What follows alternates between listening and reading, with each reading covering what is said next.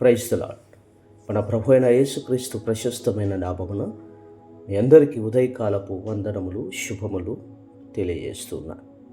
ఈరోజు ధ్యానాంశం, సిలువను గూర్చిన సువార్త నశించుచున్న వారికి వెర్రితనము, కానీ రక్షింపబడుచున్న మనకు దేవుని శక్తి. 1 కొరింథీయులకు రాసిన పత్రిక 1వ అధ్యాయము 18వ వచనం. ప్రియమైన దేవుని వారులారా, ఈ ఉదయం దేవుని వాక్యం మనకు ఒక గొప్ప సత్యాన్ని గుర్తు చేస్తుంది.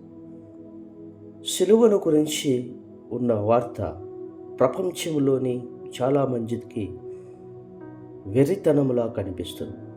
ఎందుకంటే వారు ఆ సిలువలో ఉన్న రక్షణను ఇంకా అనుభవించలేదు కనుక. ఈ లోక జ్ఞానముతో చూసినప్పుడు దేవుని కుమారుడు అయిన యేసుక్రీస్తు సిలువపై మరణించడం ఒక బలహీనతలా కనిపించవచ్చు, కానీ దేవుని దృష్టిలో అది మన రక్షణకు ఉన్న మహాశక్తి. యేసుక్రీస్తు సిలువపై చనిపోయినప్పుడు అది కేవలం ఒక మరణము కాదు, అది మన పాపాలకు చెల్లించిన విమోచన యొక్క ధర. మనకు శాంతి, క్షమాపణ, నిత్య జీవం ఇవ్వడానికి ఆయన తన ప్రాణాన్ని అర్పించాడు. ఈరోజు కూడా చాలామంది సిలువను అర్థం చేసుకోలేకపోతున్నారు. వారు దేవుని ప్రేమను అంగీకరించకపోవడం వల్ల ఆ సత్యం వారికి వెర్రితనములా కనిపిస్తూ ఉంది. కానీ యేసును నమ్మిన మనకు ఆ సిలువలో దేవుని శక్తి, దేవుని ప్రేమ, దేవుని కృప కనిపిస్తాయి. ప్రియమైన వారులారా, సిలువ మనకు 3 గొప్ప విషయాలు నేర్పిస్తూ ఉంది. దేవుని ప్రేమ ఎంత గొప్పదో, పాపానికి దేవుడు ఇచ్చిన పరిష్కారం, మనకు ఇచ్చిన రక్షణ. మన జీవితంలో ఎన్నో సమస్యలు, బాధలు వచ్చినప్పుడు మనం సిలువను గూర్చి తెలుసుకోవాలి. ఎందుకంటే సిలువ మనకు చెబుతుంది, దేవుడు మన కోసం తన కుమారుని కూడా ఇవ్వడానికి సిద్ధపడ్డాడు.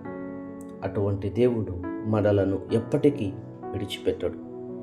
ఈ ఉదయం మనం ఒక నిర్ణయం తీసుకుందాం. సిలువను కేవలం ఒక గుర్తుగా కాకుండా మన రక్షణకు ఉన్న దేవుని శక్తిగా స్వీకరించుతాం. సిలువను నమ్మిన వారికి దేవుడు కొత్త జీవితం ఇస్తున్నాడు. కాబట్టి ఈరోజు మన హృదయాలలో ఇలా చెప్పుకుందాం, ప్రభువా, నీ సిలువ ద్వారా నాకు ఇచ్చిన రక్షణకు కృతజ్ఞతలు. నా జీవితాన్ని నీ చిత్తానుసారంగా నడిపించు అని మనము ప్రార్థన చేద్దాం.